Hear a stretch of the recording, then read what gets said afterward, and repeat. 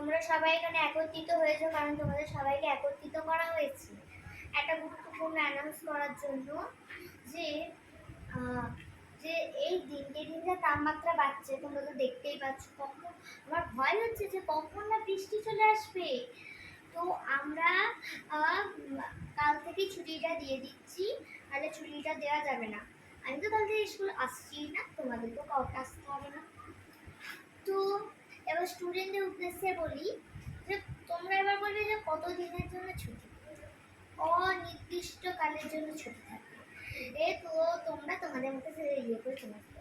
তো এবার যে তোমরা, আমি তো বাড়িতে গিয়ে প্রে করবো এবং তোমরা সবাই প্রে করো যাতে বা প্রার্থনা করো যাতে গরমটা খুব তাড়াতাড়ি না কমে যায়।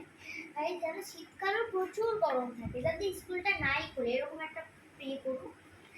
আর আর অনেকেই বলবে এবার যে এবার পড়া কামাই তো ওটা কিছু হবে না, 5 নম্বর দিয়ে দেবে।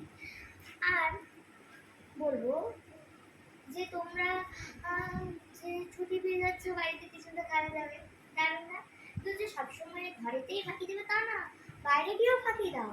আমি তো বারণ করছি না ফাঁকি দিতে, যদি কিছু বলে আমাকে এসে বলবে। হ্যাঁ, আর কিছু যদি কারো কোশ্চেন করা থাকে বলো আমাকে।